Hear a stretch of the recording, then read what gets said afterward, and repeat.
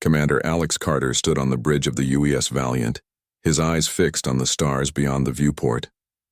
The patrol route along the outer colonies was usually quiet, but something felt different today. A strange tension hung in the air. "Commander, we're picking up an unidentified object on long-range sensors," said Lieutenant Samantha Wright, her fingers moving quickly across the control panel. "It's approaching fast. Very fast." Carter moved to her station and studied the readings. "Time to intercept?"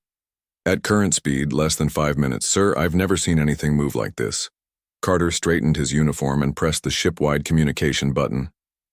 "All hands, this is Commander Carter. Battle stations. This is not a drill." The calm efficiency of a well-trained crew filled the ship. Officers moved to their positions, the weapon systems came online, and shields began charging. "Try hailing them," Carter ordered. Communications Officer Peter Gray nodded. "Broadcasting on all frequencies, sir." After a moment, he shook his head. No response. The object grew larger on the main screen. It was unlike any ship they had encountered before. Sleek, almost organic in design, with a dark surface that seemed to absorb light rather than reflect it. "Sir," said the tactical officer, "I can't get a weapons lock. Our targeting systems are having trouble. It's like the ship isn't fully there." Carter felt a chill run down his spine. "Full stop. Shields at maximum." The alien vessel suddenly accelerated, closing the remaining distance in seconds. "Evasive maneuvers," Carter shouted. But it was too late. A pulse of blue-green energy shot from the alien ship enveloping the Valiant. The lights flickered and died. Emergency systems kicked in, bathing the bridge in red light. "Status report," Carter demanded. "We've lost main power, weapons, engines, and communications," Wright reported, her voice steady despite the fear in her eyes. "Life support is on emergency backup. The pulse seems to have been designed specifically to disable our systems." Before Carter could respond, a violent shudder ran through the ship. The tactical display showed the alien vessel attaching itself to their hull. "They're forcing a dock at Airlock 4, the security chief reported. Carter grabbed his sidearm. "Get everyone to the escape pods now." "Sir, what about you?" Wright asked. "I'm going to buy you time." "That's an order, Lieutenant." Carter led a small security team toward Airlock 4. The emergency lighting cast long shadows in the corridors as they ran. They could hear strange noises coming from behind the airlock. Doors, metal grinding against metal, and something else, something that sounded almost like chittering insects. "Set up a defensive position," Carter ordered. "When those doors open, give them everything you've got." The airlock hissed and began to open. The security team opened fire immediately, but their laser weapons seemed to dissipate against some kind of field surrounding the creatures that poured through the opening. Carter got his first good look at the aliens. They were tall, at least 7 feet, with slender bodies covered in what looked like a dark exoskeleton. Their heads had multiple eyes arranged in clusters, and where a human would have a mouth, they had complex mandibles that moved. "Constantly fall back," Carter shouted as one of his team was grabbed by an alien appendage and pulled screaming into their midst. They retreated, firing constantly to slow the advance.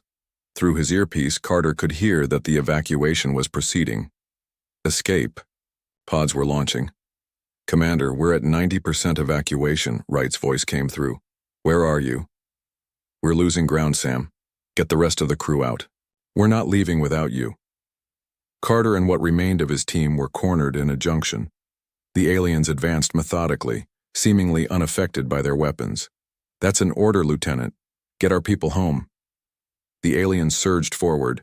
Suddenly, one of them fired a weapon that released a cloud of glowing particles. When the particles touched human skin, the person dropped unconsciously to the ground. Carter fired his weapon until it overheated, then used it as a club when an alien got too close. But there were too many.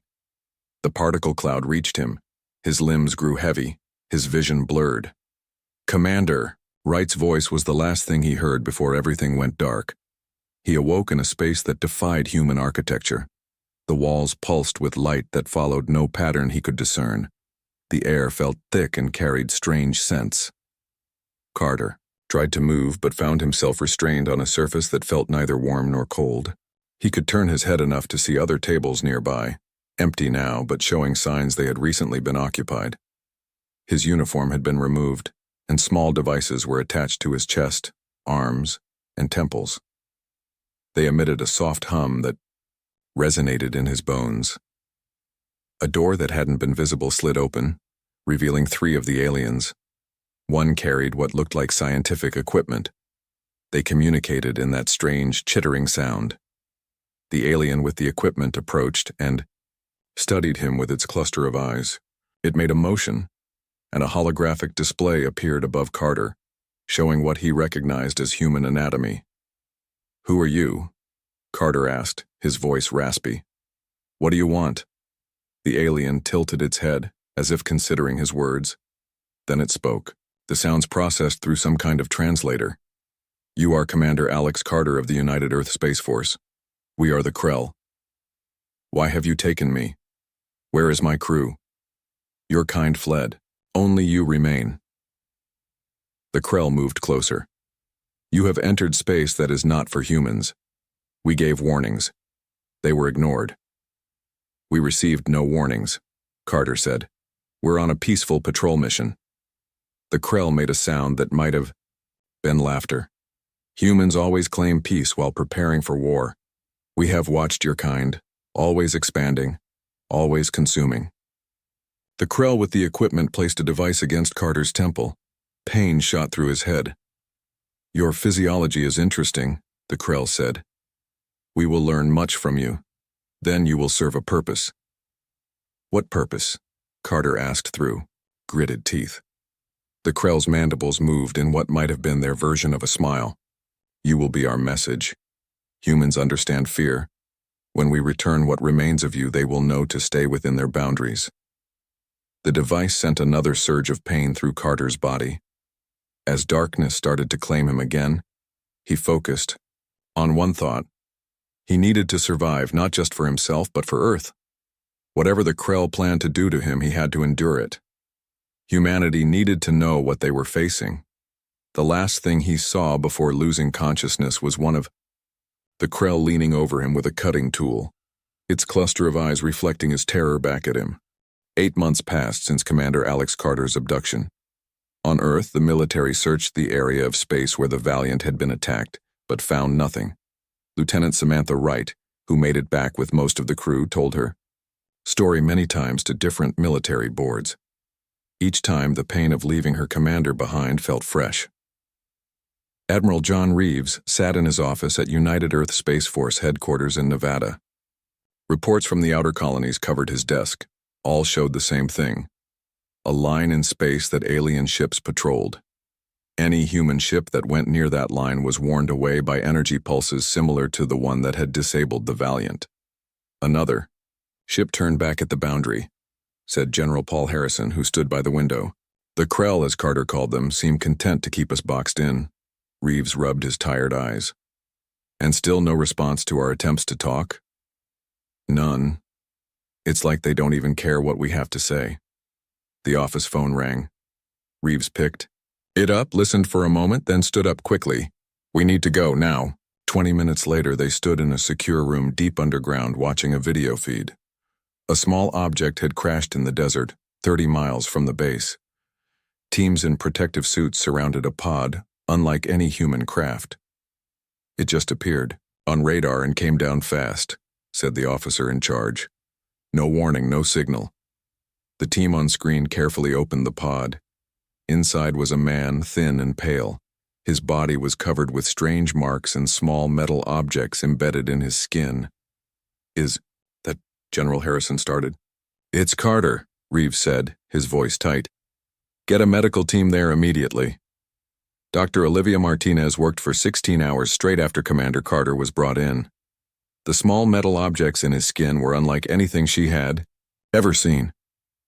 Some seemed to be monitoring devices. Others had unknown purposes. Scans showed changes to his internal organs and brain that suggested extensive experimentation. "Will he live?" Admiral Reeves asked when she finally came out of surgery. Dr. Martinez pulled off her surgical cap, her hands shaking slightly with fatigue. "Yes, I think so. His body has been through... I don't even have words for it. But he's stable now. When... Can I talk to him? He's heavily sedated. Give him at least a day to recover. 2 days later, Carter opened his eyes. He looked around the hospital room in confusion, then saw Lieutenant Wright sitting by his bed. She had dark circles under her eyes from keeping watch. Sam? His voice was rough from disuse. She jumped up, knocking over her chair. Alex, you're awake. She reached for the call button. I need to get the doctor. He caught her hand. Wait, just give me a minute. To be sure this is real. Wright's eyes filled with tears. It's real, you're home.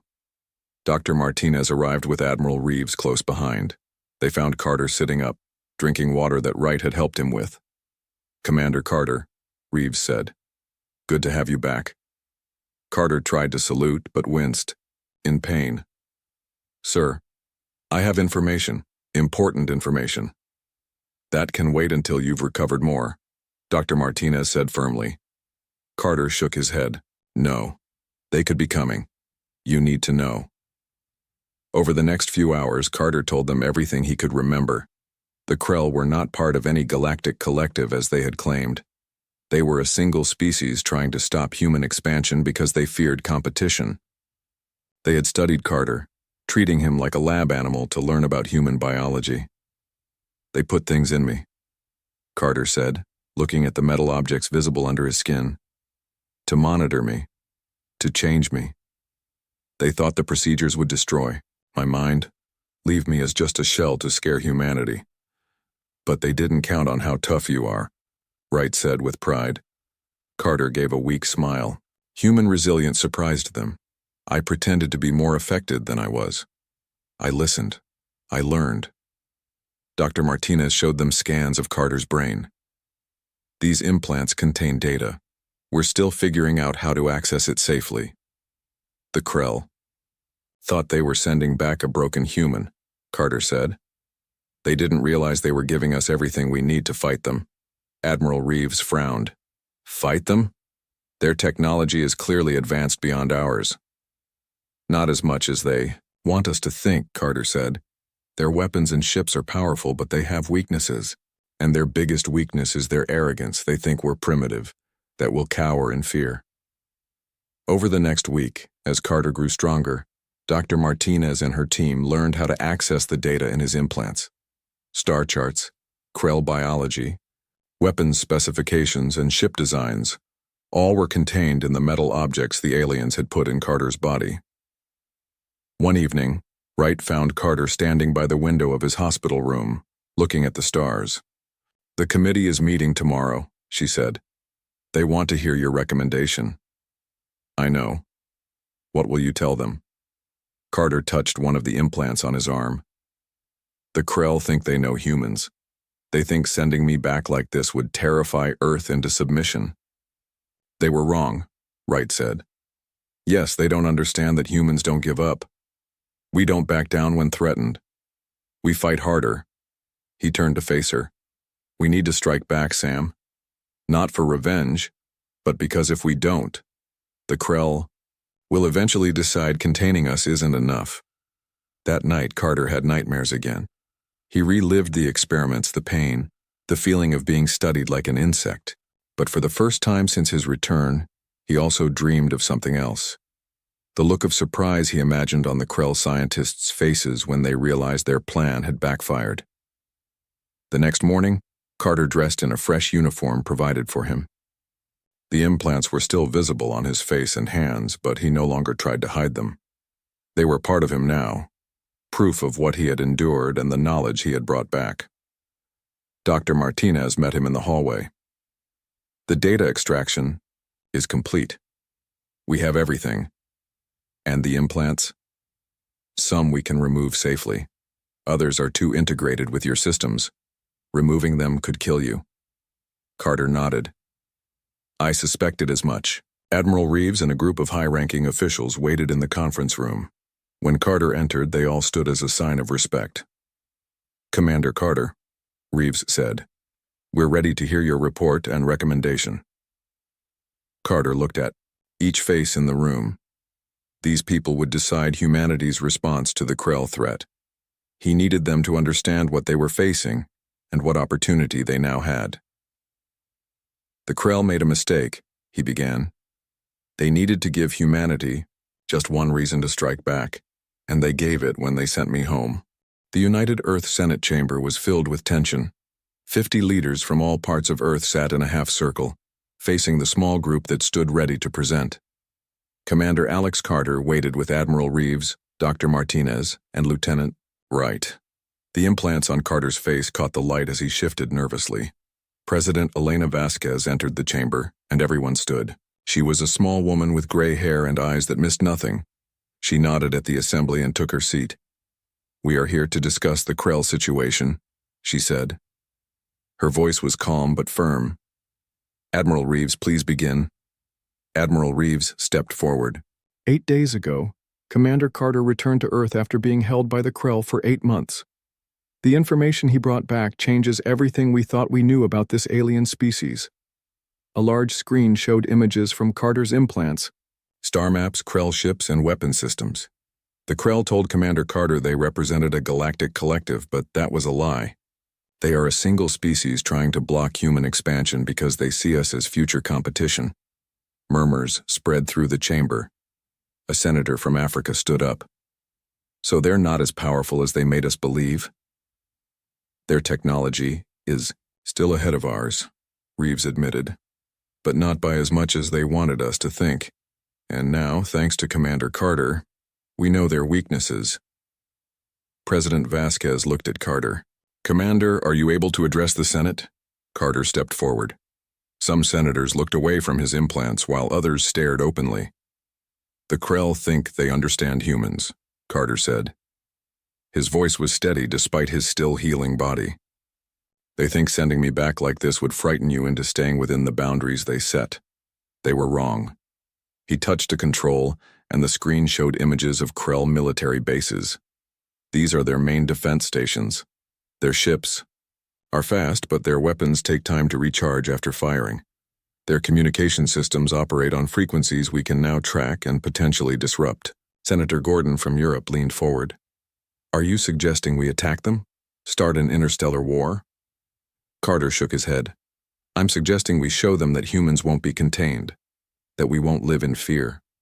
A focused strike on key military targets could bring them to the negotiating table without full-scale war." The debate that followed was heated. Some senators wanted immediate military action.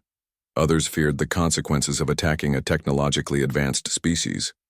A few suggested trying diplomacy again, though all attempts so far had been ignored.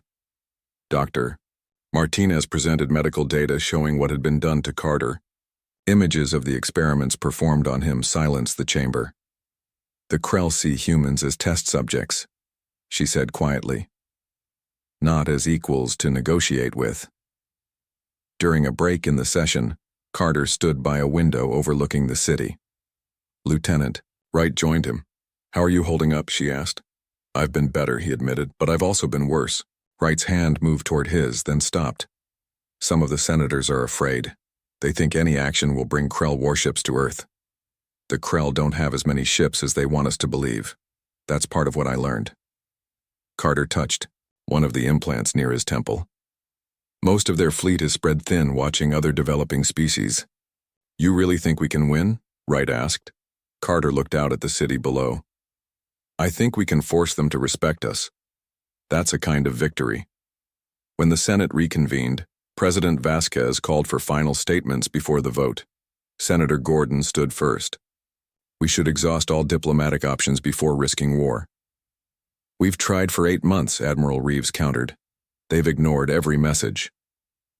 Senator Mai from Asia spoke next. "If we do nothing, we accept living in a cage. The Krell draw a line in space and say, 'Stay here.'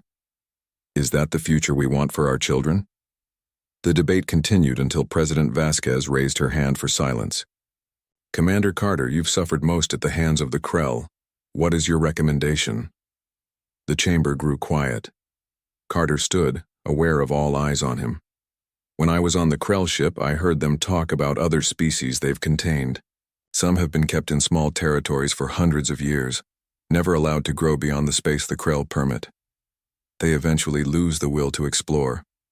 They forget to look up at the stars with wonder.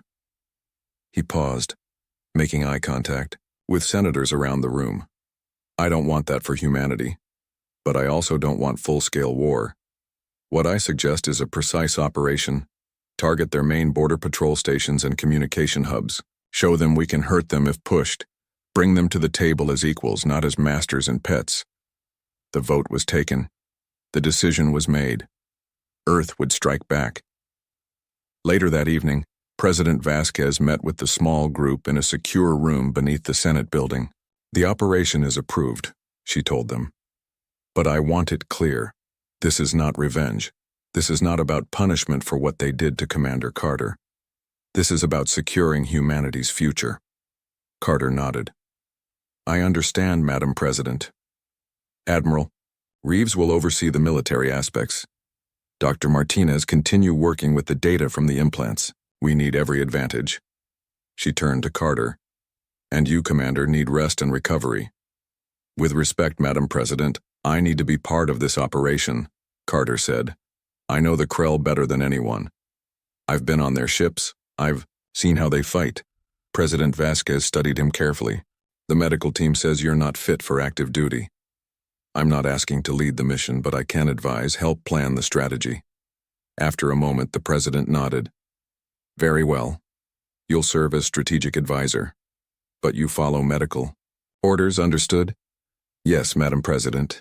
As they left the meeting, Admiral Reeves pulled Carter aside. We're calling it Operation Lazarus, he said. After the biblical figure who returned from the dead. Carter almost smiled. Fitting. That night, Carter sat in his quarters looking at star charts. The implants in his body hummed softly, a constant reminder of what he'd endured. But now they would serve a different purpose than the Krell intended. Instead of being a message of fear, they would be the key to humanity's response.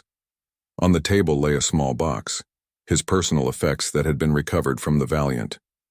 Inside was a photo of his family, a pocket watch from his grandfather, and his commander's insignia. Carter picked up the insignia and held it tightly. The Krell had sought to break him, to use him as a tool against his own people. Instead, they had given humanity the one thing it needed, a reason to strike back. And humanity would not waste the opportunity. The Earth fleet prepared in secret. Ships gathered at Jupiter's shadow, hidden from any watching eyes. Lieutenant Samantha Wright, now promoted to captain, stood on the bridge of her new ship, the UES Defiant. Engineers and crew members moved quickly around her, installing new systems based on the Krell data. The shield modifications are complete, her first officer reported. If the Krell try to disable us with that energy pulse again, we should be able to resist it. Captain Wright nodded.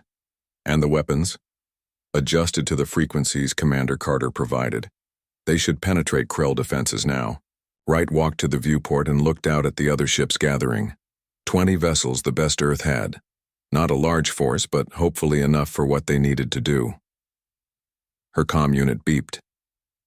Captain, Commander Carter has arrived on board. Send him to the bridge. Minutes later, the bridge door opened. Carter entered, looking stronger than he had in the hospital, but still thin. The implants on his face caught the light.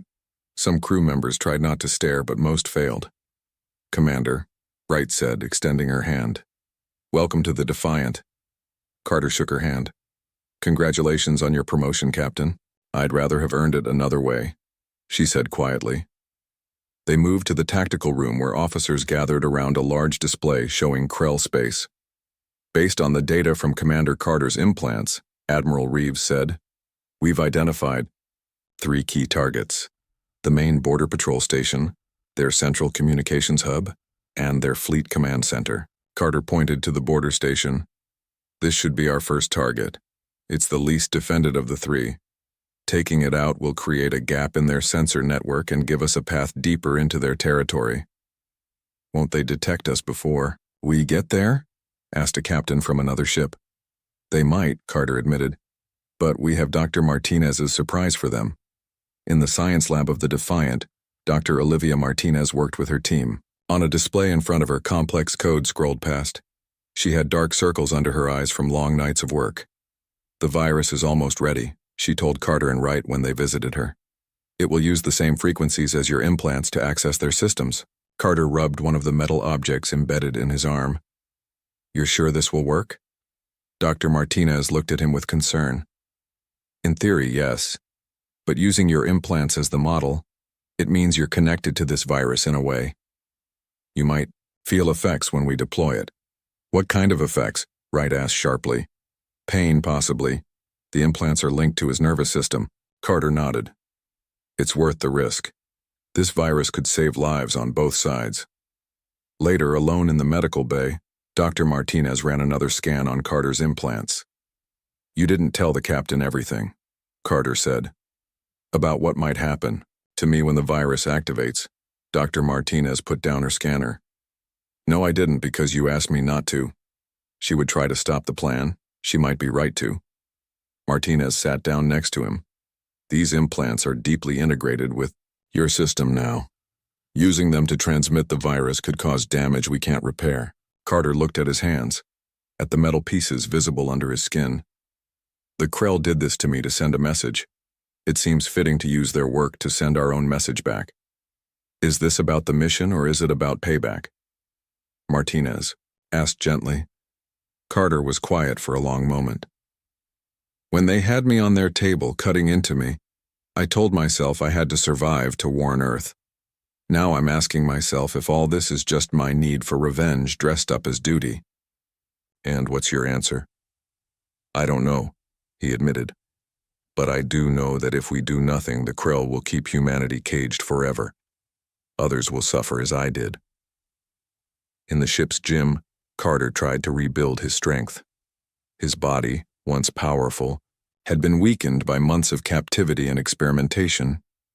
Wright found him there, struggling with weights that would have been easy for him before.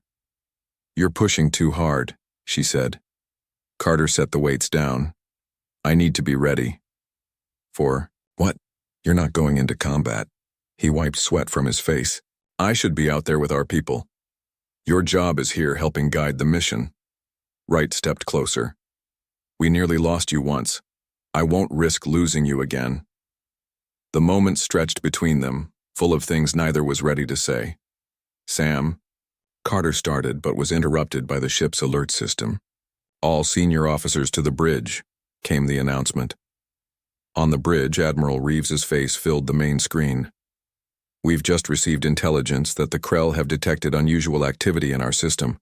They're strengthening their border patrols." "Have they discovered our fleet?" Wright asked. "No, but they're suspicious. We need to accelerate our timetable. We move in 18 hours. After the meeting, Wright found Carter in his quarters, studying Krell ship schematics. "You should rest," she said. "Tomorrow will be difficult. Every time I close my eyes, I see their faces, the ones who worked on me." Carter looked up at her. "They never showed emotion, you know.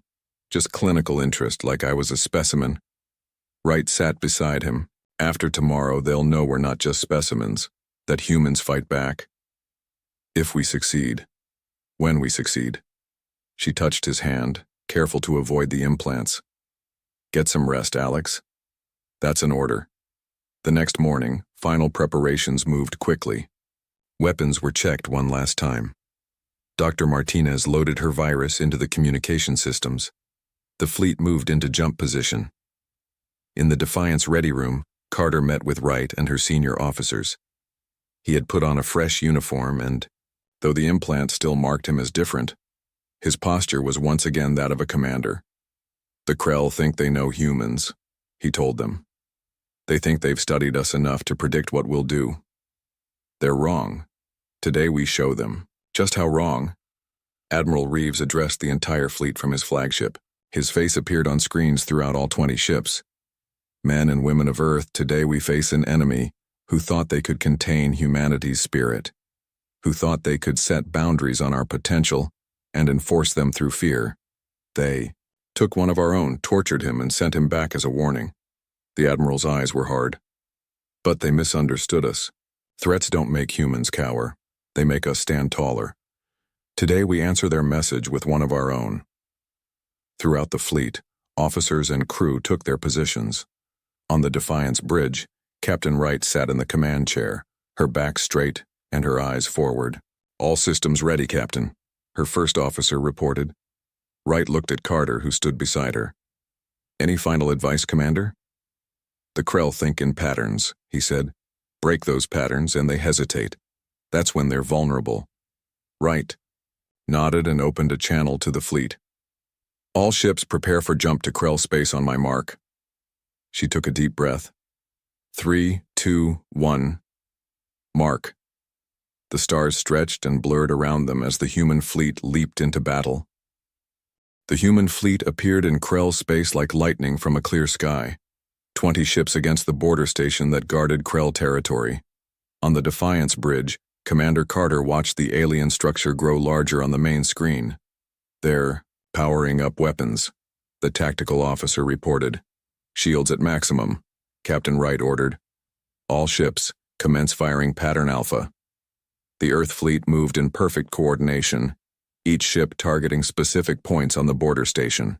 The Krell fired back with powerful energy weapons, but the modified shields on the human ships held. "The shields are working," Wright said with relief. "They can't disable us." Carter nodded, his eyes fixed on the Krell response patterns. "They're following standard defense protocol, just as expected." The border station's outer defenses began to fail under the focused human attack. Krell ships scrambled to respond, but they seemed confused by the humans' ability to resist their weapons. "Sir," the communications officer called out, "we're intercepting Krell transmissions. They're calling for reinforcements." "Now, Dr. Martinez," Carter said into his comm unit. In the science lab, Dr. Martinez activated the virus program. It would travel through the Krell communication channels using their own network against them. "Virus deployed," she reported. Carter suddenly gripped the console in front of him, his face twisted in pain. The implants on his skin glowed with an eerie blue light. "Commander?" Wright half rose from her chair. "I'm fine," he said through gritted teeth. "The virus is working."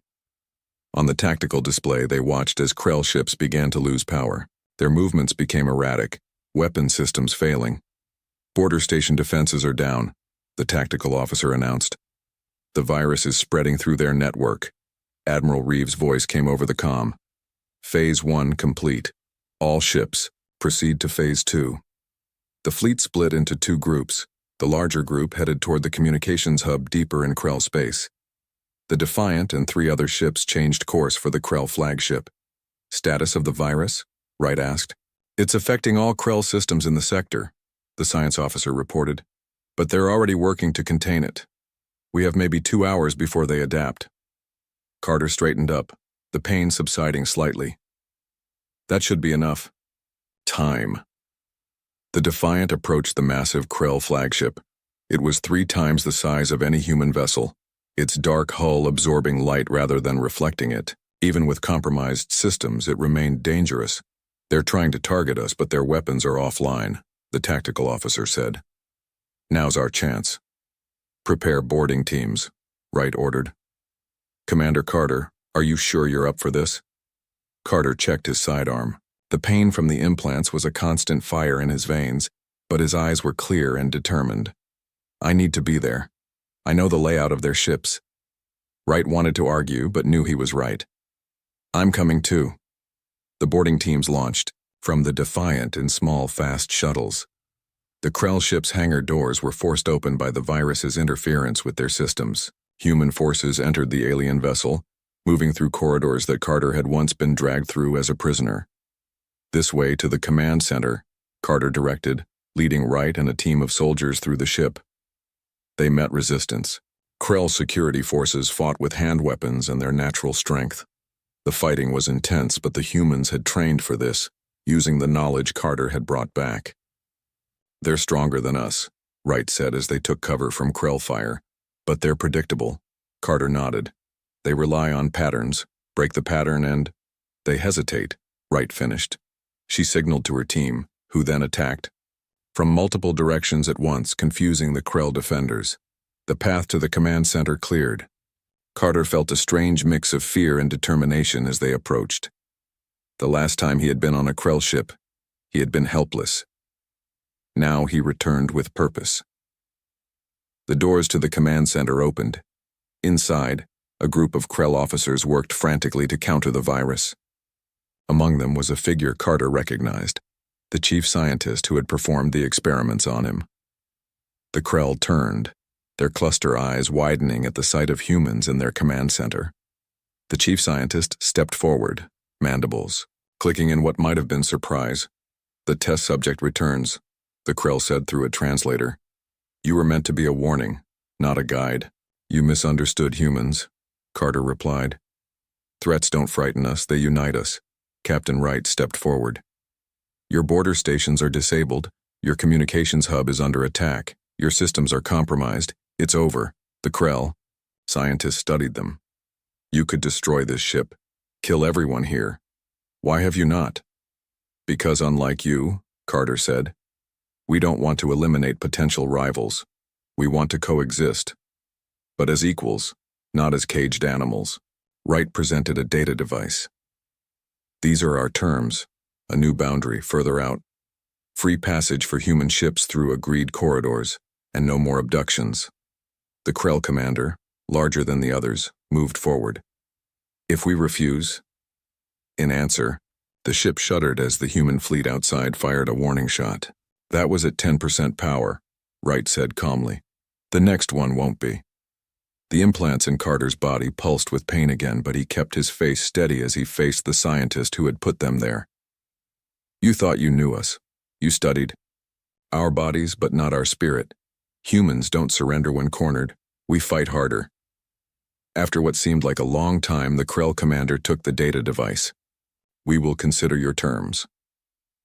3 days later, the human fleet returned to Earth space. The mission had succeeded beyond expectations.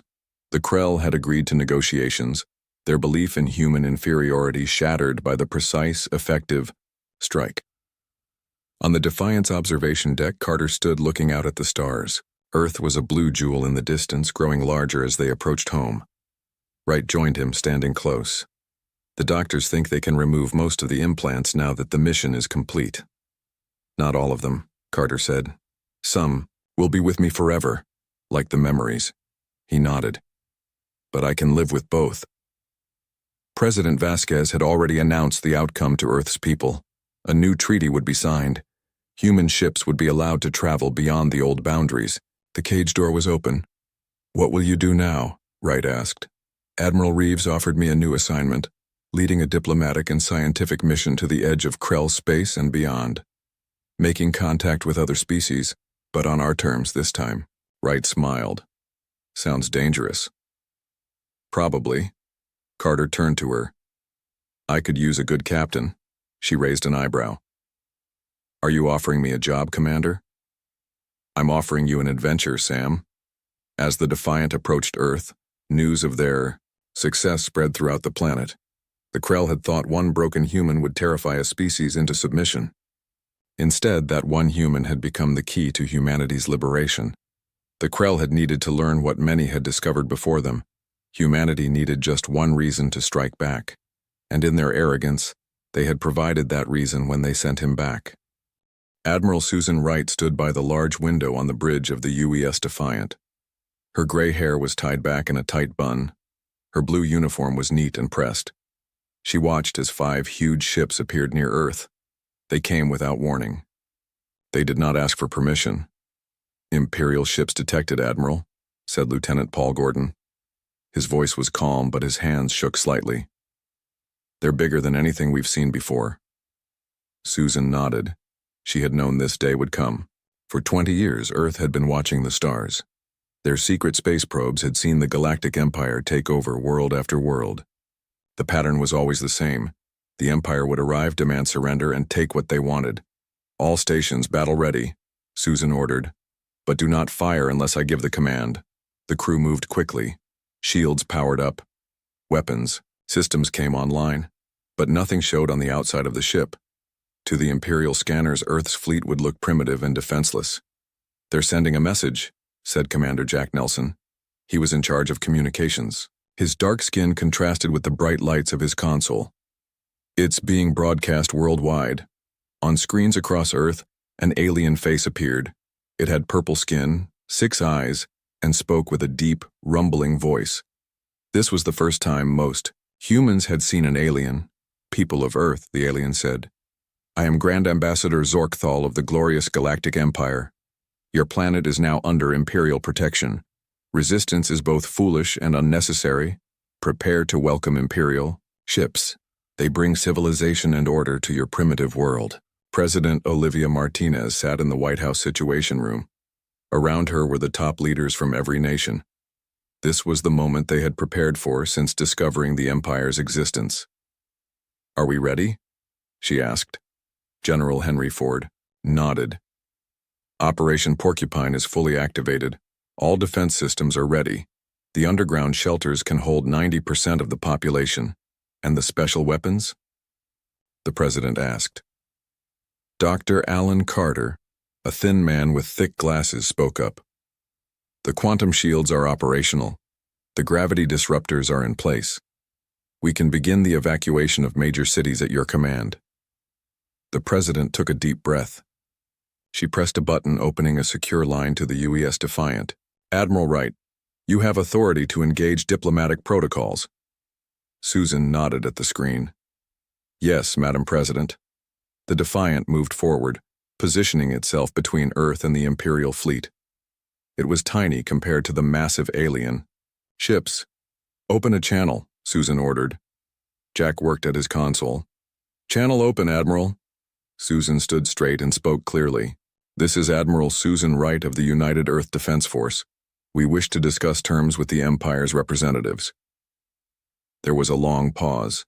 The Empire rarely received responses from planets they targeted. Usually there was panic or immediate surrender. Finally, a reply came. Your primitive vessel is noted. Prepare to receive Imperial Ambassador Zorkthal. He will explain your new place in the Empire. 3 hours later, Ambassador Zorkthal arrived on the Defiant. He was escorted to the ship's conference room where Susan waited with her officers. The alien was tall, almost 7 feet, and wore flowing robes covered in strange symbols. Your ship is most quaint, Zorkthal said. He did not sit in the offered chair. I will be brief. The Empire requires 40% of your planet's resources. 10 million humans will serve in our labor forces. Your governments will be replaced by Imperial governors. Susan kept her face neutral. And what does Earth receive in return? The alien seemed surprised by the question. You receive the honor of joining the Empire. Your people will no longer live in primitive isolation. Your children will learn proper civilization. Susan nodded slowly. I see. And if we refuse? Zorkthal made a sound like rocks grinding together. It might have been laughter. No one refuses the Empire, but if you try, your major cities will be destroyed as examples. Then we will take what we want anyway. Susan touched a small device on her wrist. It sent a signal to the president. In the White House, President Martinez received the signal. It was time for humanity's response. She opened a channel that would broadcast to both the Imperial ships and all of Earth. Ambassador Zorkthal, she said calmly. I am President Olivia Martinez of the United Earth Alliance. I have heard your terms. The people of Earth have a response. She paused, knowing that history would remember these words. The people of Earth respectfully decline your generous offer. You have 48 hours to leave Terran space. On the screen, the alien's 6 eyes blinked rapidly. You misunderstand, human leader. This is not a negotiation. No, the president agreed. It is not. It is a warning. Earth is not defenseless. We are not unprepared. We have observed your empire for decades. We know your methods. We know your weaknesses. The alien's purple skin darkened. Your primitive scanning technology could not possibly. We have ships beyond your detection systems, the president continued. We have weapons you have not encountered. We have united our planet against external threats. The choice is yours. Leave peacefully or face the consequences. Zorkthal turned to Susan. Is this some kind of joke? Your leader dooms your world. Susan smiled slightly. Our leader speaks for all of us, Ambassador. 48 hours. Back on the Imperial command ship, Zorkthal reported to Fleet Commander Drulzenk. The humans refuse our terms, he said. They threaten us with primitive weapons. Drulzenk checked the scans again. Earth had basic spacecraft, simple orbital platforms, and minimal planetary defenses. Nothing that could harm an Imperial destroyer, let alone 5. They will learn respect, the commander said. Prepare the first wave. Target their largest cities. Their surrender will come quickly after that. What the Imperial scans failed to detect were the thousands of stealth satellites in Earth orbit. They missed the underwater bases housing Earth's real fleet. They didn't notice the quantum shield generators buried deep in the planet's crust. As the 48-hour deadline approached, cities across Earth appeared to empty. In reality, people moved to vast underground complexes built for just this purpose. Military personnel took their positions. Scientists monitored defense systems. Captain Samantha Lee commanded the stealth satellite network from a base deep under the Pacific Ocean. All units report ready, her second-in-command said. Good, she replied. The Imperials have 6 hours left. I doubt they'll wait that long. She was right. 5 hours later, the Imperial ships moved into attack position. Admiral Wright watched from the Defiant. Begin evacuation procedures, she ordered her crew. All personnel to escape pods. As the Imperial ships powered up their weapons, Susan sent one final message to Earth Command. The Imperials have made their choice. Operation Porcupine is now active. Then she smiled. The Empire was about to learn why you should never threaten Earth. The Imperial ships fired their weapons. Huge beams of energy shot toward Earth's largest cities. Fleet Commander Drulzenk watched with satisfaction. This was how the Empire always won. Show power first, destroy resistance, take what you want. But something strange happened. The energy beams hit invisible barriers about 50 miles above Earth's surface. The barriers glowed blue for a moment. Then the energy beams bounced back toward the Imperial ships. Impossible, Drulzenk shouted. Evasive action. 3 Imperial ships managed to move in time. 2 did not. The returned energy beams hit them directly. One ship lost its weapon systems. The other lost engine power and began to drift. Dr. Allen. Carter watched from his underground lab beneath the Rocky Mountains. Screens showed the quantum shields working perfectly. They absorbed the Imperial energy, then sent it back with double the force. Phase 1 complete, he said to his team. Begin Phase 2. Around Earth, thousands of hidden satellites activated. They created a gravitational web that trapped the Imperial ships in place. The aliens could not move forward or back. Captain Samantha Lee gave the next command from her underwater base. Launch the stealth fighters. From oceans, mountains, and hidden bases on the moon, Earth's real fleet appeared. 500 small black ships that Imperial scanners couldn't detect. They surrounded the trapped Imperial vessels. On the damaged Imperial command ship, alarms sounded everywhere.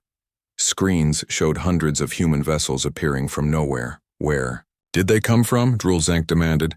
Scan them. Scanners show nothing, an Imperial officer replied. But our eyes see them. The human ships fired no weapons.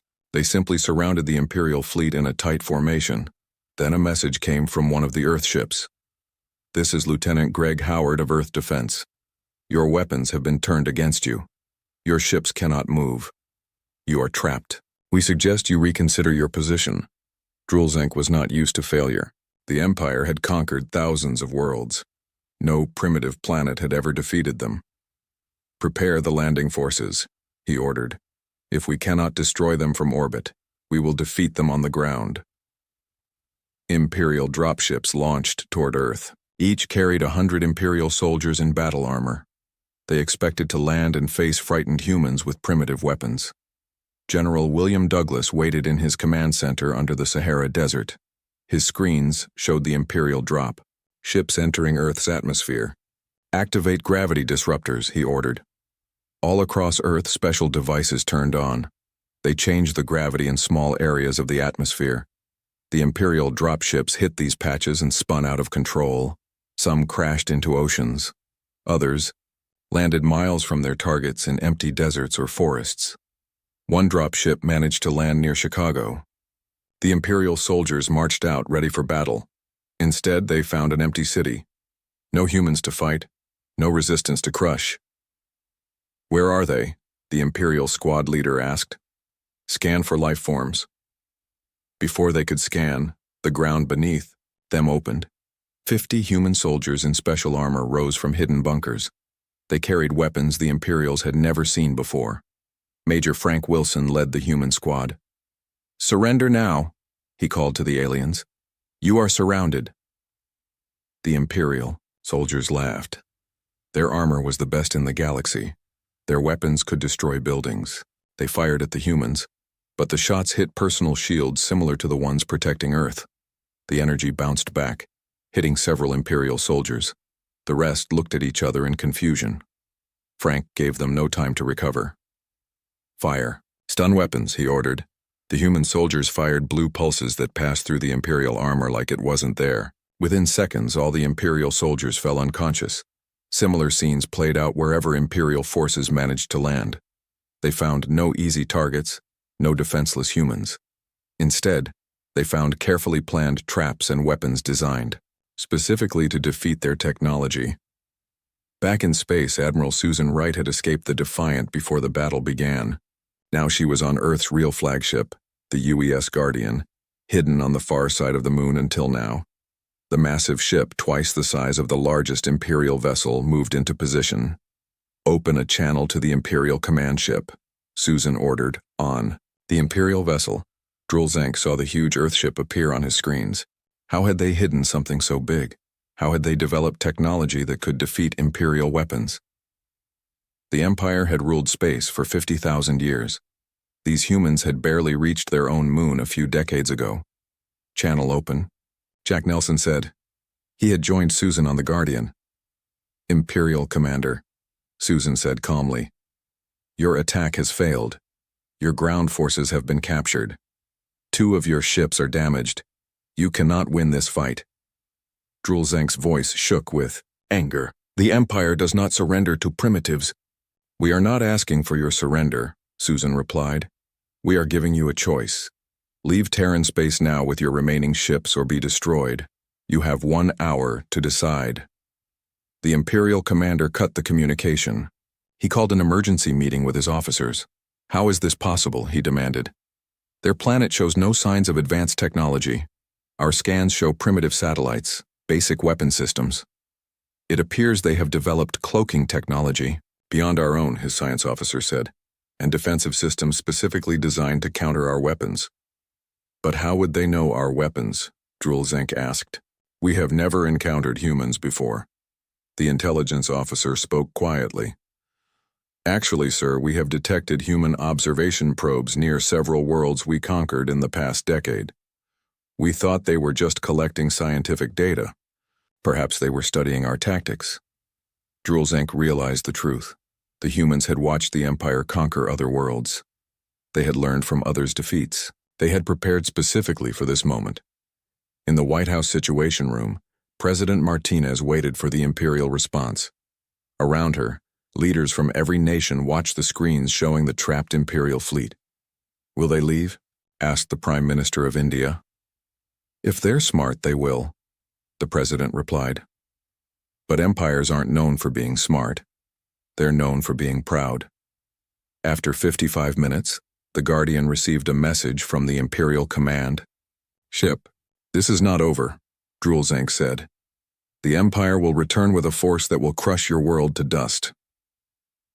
"We will be waiting," Susan replied. The gravitational web deactivated. The 3 undamaged Imperial ships powered up their engines. They collected the crews from the 2 damaged vessels, then moved away from Earth. As they reached the edge of the solar system, Susan sent one final message. "Tell your leaders this. Earth is now declaring all Terran space off-limits to the Galactic Empire. Any Imperial ship entering our territory will be destroyed. Any attempt to attack Earth or its colonies will be met with immediate retaliation." There was no reply from the Imperial ships. They accelerated and disappeared into deep space. On Earth, people emerged from the underground shelters. They looked up at the sky with new understanding. They were not alone in the universe, and they were not defenseless. President Martinez addressed the world that evening. Today, humanity faced its greatest threat and prevailed. But this was only the first battle. The Empire will return. We must prepare for what comes next. In deep space, the Imperial ships sent an urgent message to the Empire's capital world. The message was simple: the humans fight back. 6 months passed after the first battle. Earth used this time wisely. Scientists studied the captured Imperial soldiers and their equipment. Engineers reverse-engineered Imperial technology. Military leaders planned new defenses. Dr. Alan Carter worked day and night in his lab. The Imperial weapons had been stronger than expected. The quantum shields had held, but barely. He needed to make them better before the Empire returned. "Look at this," he said to his assistant Lisa Brown. He pointed to a piece of Imperial armor.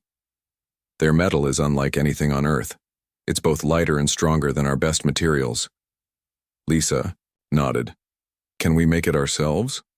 "We already are," Alan said with a smile. "Factories across the world are producing it now. Soon all our ships will have this armor." In a military base under the Atlantic Ocean, General William Douglas trained special forces for space combat. The captured Imperial soldiers were helping, though not by choice. Each one wore a translator device that allowed them to understand and speak English. "Your fighting style is too direct," said one Imperial soldier named Kraz. "Imperial troops are trained to fight in formation. They expect direct attacks." William nodded. "So we use guerrilla tactics. Hit and run. Never attack where they expect." "Exactly," Kraz said. "The Empire has conquered 1,000 worlds, but none fight like humans. You are unpredictable." Not all the news was good. Earth's spy satellites reported massive Imperial fleet movements. The Empire was gathering its forces. The next attack would be much larger than the first. President Martinez called an emergency meeting with Admiral Wright and the other military leaders. "How much time do we have?" she asked. Susan looked grim. "Our best guess is 3 months. They're assembling the 7th Imperial Armada. It's the largest fighting force in that part of the galaxy." "Can we win against something that big?" the president asked. General Douglas spoke up. "Not with direct force. But we don't need to beat their entire fleet. We just need to make the cost of victory too high." "Operation Porcupine," the president nodded. "Make ourselves too painful to swallow." "Exactly," Susan said. "And we have some new tricks they won't expect." Chief Communications Officer Kelly Peterson had been monitoring Imperial communications for months. She discovered that the Imperial ships used a special frequency to communicate during battle. This knowledge would be very useful. "We can send false orders to their ships," she explained to Lieutenant Ben Parker and his team of computer experts. "They won't know the commands are coming from us," Ben nodded. "We've already created viruses that will activate when they enter our system. Their ships will start fighting each other." 3 months later, just as predicted, Imperial scouts appeared at the edge of the solar system. Earth was ready. This time, there would be no attempts at diplomacy. This time it was war. Supreme Overlord Xanthrix had sent his best commander, Grand Admiral Vornath, to lead the attack. Vornath had never lost a battle in 300 years of service to the Empire. "These humans have been lucky," Vornath told his officers. "But luck always runs out. We have studied their tactics from the first battle. We are prepared for their tricks." What Vornath didn't know was that humans had been preparing new tricks. The captured Imperial soldiers had provided valuable information. Earth now understood Imperial battle tactics better than the Empire understood humans. The 7th Imperial Armada entered the solar system with 200 ships. It was the largest fleet humans had ever seen. The ships spread out to avoid being trapped like the First Fleet. "They've learned," Susan said from the bridge of the Guardian. "But so have we." She gave the order. "Activate Operation Darkwater across the solar system. Hidden bases on moons, asteroids, and even inside gas giants powered up." These were not just defensive positions. They were trapdoors. As the Imperial fleet passed Jupiter, the space around them seemed to bend. Dozens of artificial wormholes opened, created by technology Earth had developed based on Imperial science. Half the Imperial fleet was pulled through these wormholes and scattered across different parts of space, hundreds of light-years apart. Vornath watched in horror as his carefully organized fleet was torn apart. "What is happening?" he demanded. "Some kind of space distortion," his science officer replied. "They're creating artificial wormholes. That's impossible." But it wasn't impossible. Dr. Alan Carter had discovered the theory in the Imperial database from the captured ships. Earth scientists had made it work. The remaining Imperial ships regrouped and continued toward Earth. They were still a powerful force. They began their attack with a massive energy bombardment that lasted 3 days. Earth's improved quantum shields held. The energy weapons couldn't break through. But the shields were weakening. They wouldn't last much longer. "Time for phase 2, Susan ordered. Earth's hidden fleet emerged from concealment. But instead of attacking directly, they executed a complex maneuver. Each ship released dozens of small drones. The drones attached themselves to Imperial ships and began broadcasting on Imperial frequencies. Suddenly, Imperial captains received conflicting orders. Some were told to attack specific coordinates. Others were told to fire on friendly ships.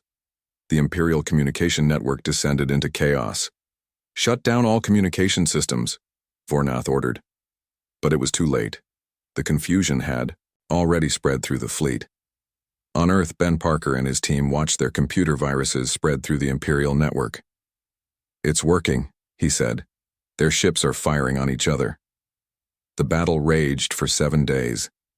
The skies above Earth burned with energy weapons and exploding ships. The ground shook from near misses that broke through the weakening shields. When it was over, the Imperial fleet was in ruins. Of the 200 ships that entered the solar system, only 50 remained operational. They gathered at the edge of the system, out of range of Earth's weapons. Admiral Vornath faced the hardest decision of his long career: continue fighting and lose everything, or retreat and face the Supreme Overlord's anger. "Send the message," he finally ordered. "We are withdrawing from Terran space." On Earth, people emerged from deep bunkers. Many cities had been damaged in the battle. There were casualties this time. The Empire had managed to break through in some places, but Earth still stood. Humanity had survived again. President Martinez addressed the world. "We have won another battle, but at great cost. The Empire now knows we are a serious threat. Their next attack will be even stronger." In a secure room beneath the White House, Susan met with the president and other leaders. "We can't just keep defending," she said. "Each attack will get worse. We need to change the game." "What do you suggest?" the president asked. Susan unfolded a star map on the table. "We take the fight to them. We find allies among the worlds they've conquered. We build a coalition against the Empire." The president looked at the map. It showed thousands of stars, millions of potential allies. "You're talking about a war across the galaxy," she said. Susan nodded. "The Empire brought the war to us. Now we'll bring it back to them." 1 year passed since the second battle. Earth had used this time to rebuild and prepare. The plan to seek allies was now in action. Earth had sent small, fast ships to worlds that might help them against the Empire. The UES Horizon, captained by John Miller, visited a planet called Axtara. The Axtarans were tall, blue-skinned beings who had been under Imperial rule for 300 years. They were skilled shipbuilders, forced to make vessels for the Empire. "We bring a message from Earth," John told the Axtaran leaders. "The Empire can be defeated. We have done it twice. With your help, we can free other worlds too." The Axtaran leader, a female named Shilara, seemed doubtful. "No one defeats the Empire. They are too powerful." John showed her videos of the battles at Earth. "We found their weaknesses. We used their own strength against them." Shilara watched with wide eyes. "If what you show is true, perhaps there is hope after all." Similar meetings happened on dozens of worlds. Some refused to help. too afraid of imperial punishment. But many others, tired of imperial rule, agreed to join Earth's coalition. Meanwhile, Dr. Alan Carter and his team worked on their most ambitious project yet, a way to travel faster than imperial ships. They studied the captured imperial engines and found a way to improve them. The Empire uses a form of space folding, Alan explained to President Martinez. But we've discovered a better method. Our ships can now travel twice as fast as theirs. On the diplomatic front, Ambassador Nancy Reed led a team to establish a formal alliance. Representatives from 20 alien worlds met on a neutral moon to sign the first treaty. They called themselves the Free Worlds Coalition. Together, we are stronger than the Empire, Nancy told them. Each of us has resources, knowledge, and skills the others need. United, we can end imperial rule forever. Back on Earth, Chief Communications Officer Kelly Peterson intercepted an important imperial message. The Empire was planning something big. Supreme Overlord Xanthrix had ordered the construction of a new weapon, one that could destroy an entire planet. Kelly brought this information to Admiral Wright immediately. They call it the Nova Cannon, she said. It uses a star's energy to create a targeted solar flare that can burn away a planet's atmosphere. Susan's face grew dark.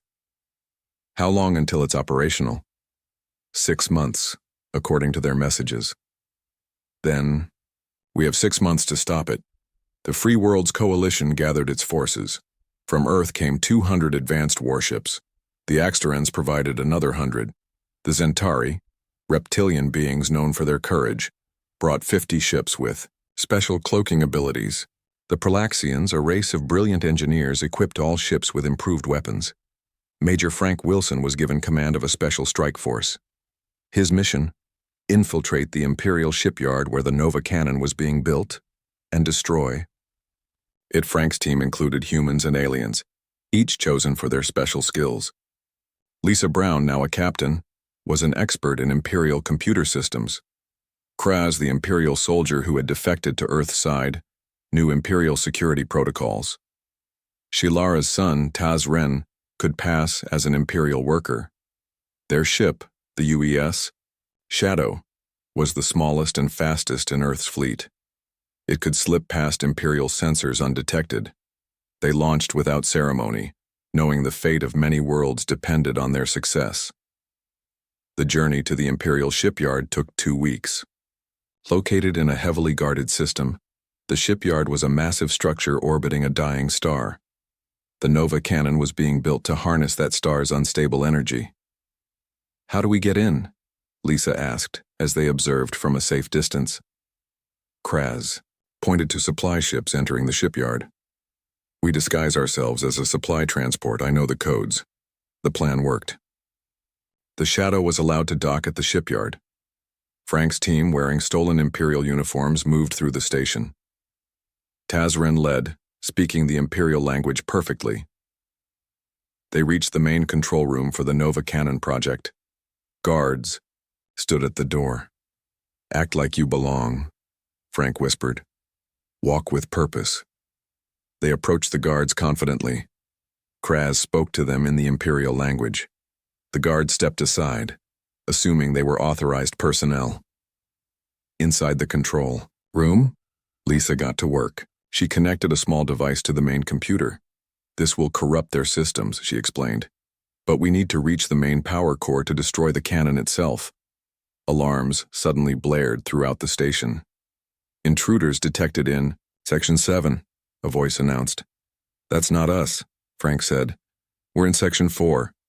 Kraz checked a monitor. Another team? From one of our allied worlds? Frank didn't waste time wondering. This works in our favor. Security will focus on them. Let's move to the power core. They hurried through corridors now buzzing with activity. Imperial troops ran past them, heading toward the other intruders. No one paid attention to Frank's team. They reached the massive chamber housing the power core. It pulsed with energy drawn from the dying star. Plant the charges, Frank ordered. We have 5 minutes to get back to the ship. Lisa and Tazren placed explosive devices around the core. They were just finishing when Imperial troops burst into the chamber. Hands up! Don't move, the Imperial captain shouted. Frank's team raised their hands slowly. They were surrounded with no way to escape. Suddenly the lights went out. Emergency systems kicked in, bathing everything in red light. The other intruder team had cut the power. In the confusion, Frank signaled his team. They dropped to the floor just as Kraz threw a flash grenade. The Imperial troops were blinded momentarily. Frank's team used the chance to escape. They ran through darkened corridors, fighting their way back to the shadow. Imperial troops were everywhere now, but they were disorganized without main power. 2 minutes to detonation, Lisa warned as they reached their ship. The shadow detached from the docking bay. Frank piloted manually without lights, using only momentum to drift away from the station. They needed to be far enough away before starting engines, or they would be detected. 1 minute, Lisa counted down. Frank waited until the last possible moment. Engines now! The Shadow's engines roared to life. They accelerated away from the shipyard at maximum speed. Behind them, the explosives detonated. The power core exploded, setting off a chain reaction throughout the station. The partially built Nova cannon began to break apart.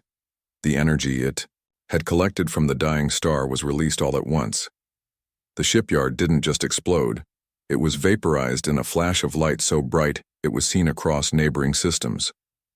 The Shadow barely escaped the shockwave.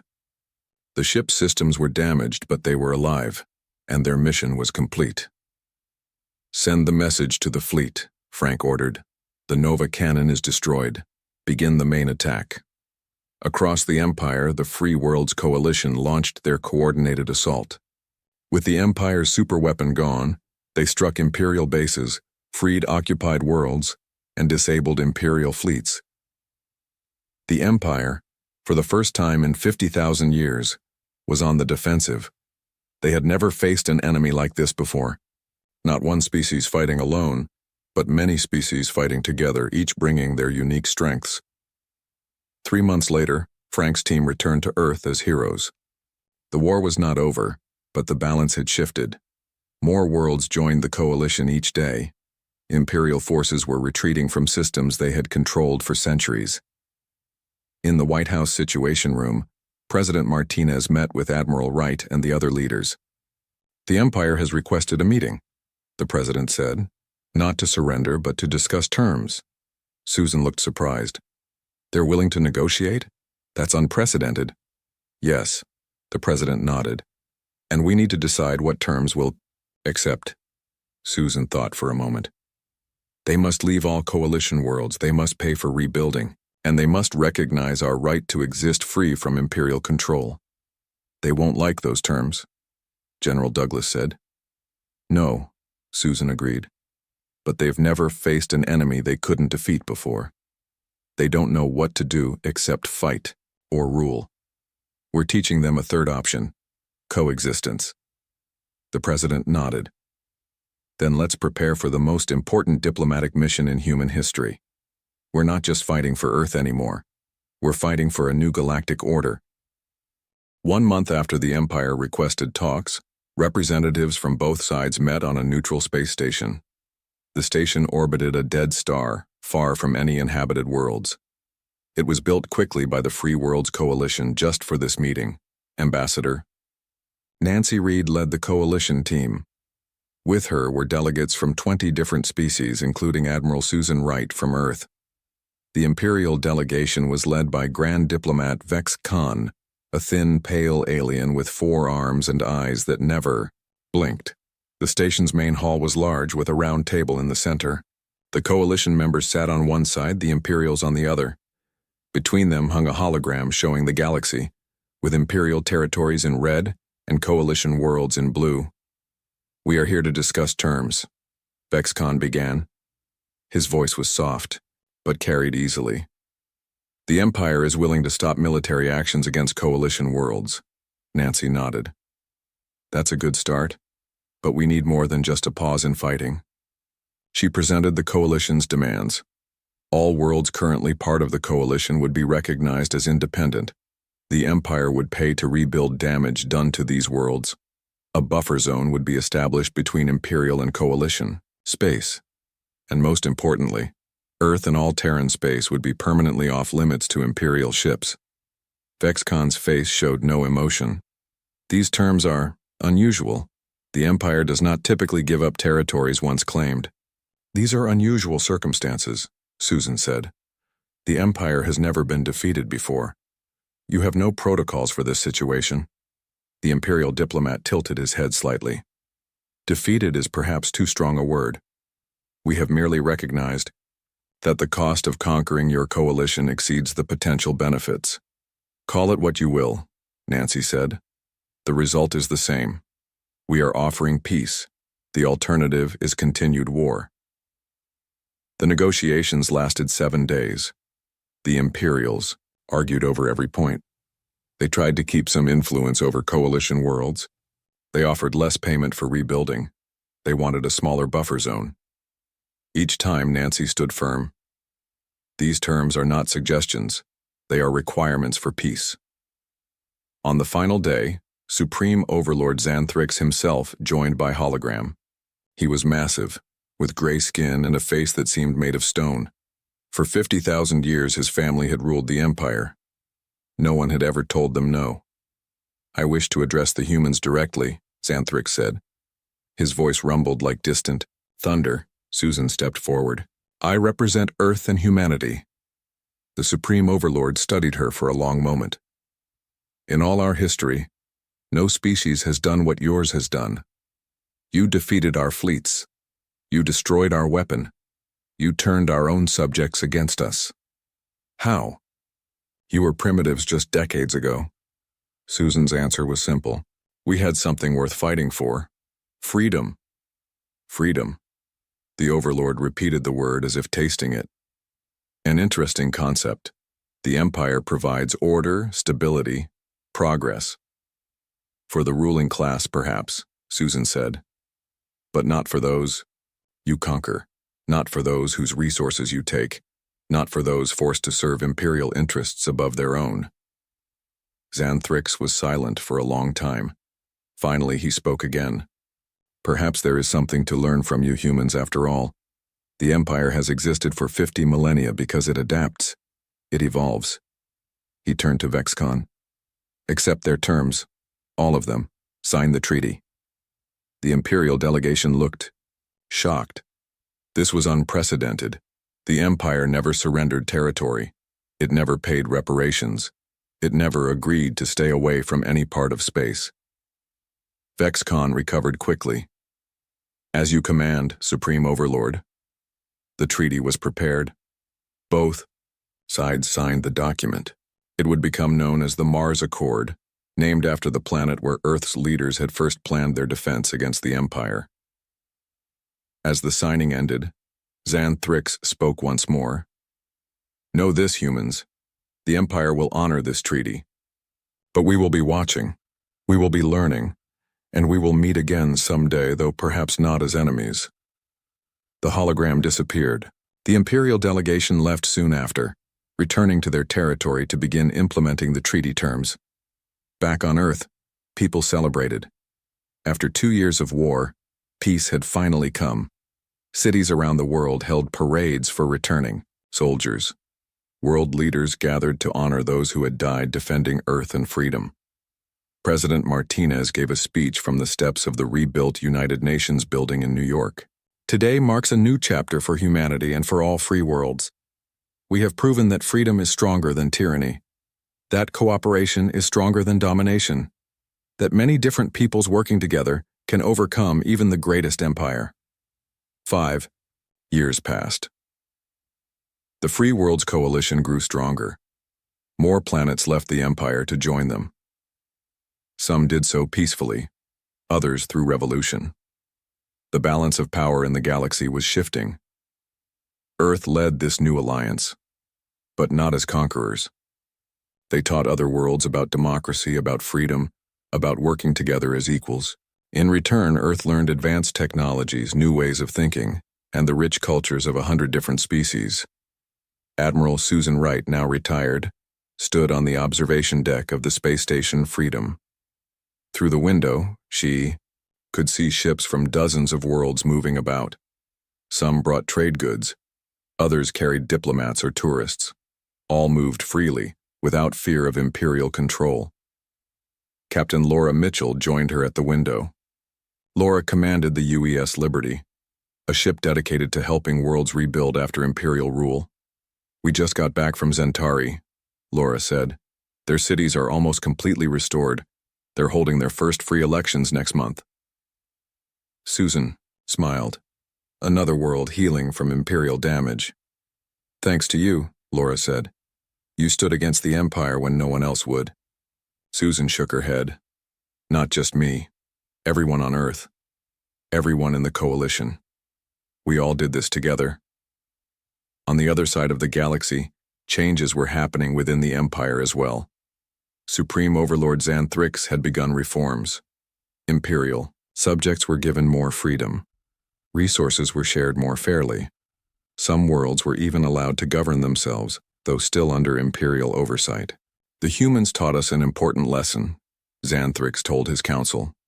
"An empire built on fear and control will always face resistance, but an empire that provides benefits to its members will earn their loyalty." Some Imperial leaders resisted these changes. They preferred the old ways of conquest and domination, but the Supreme Overlord was firm. "Adapt or perish," he told them. "That is the law of the universe." 10 years after the signing of the Mars Accord, a monument was unveiled in Geneva. It showed figures from Earth and many alien worlds standing together.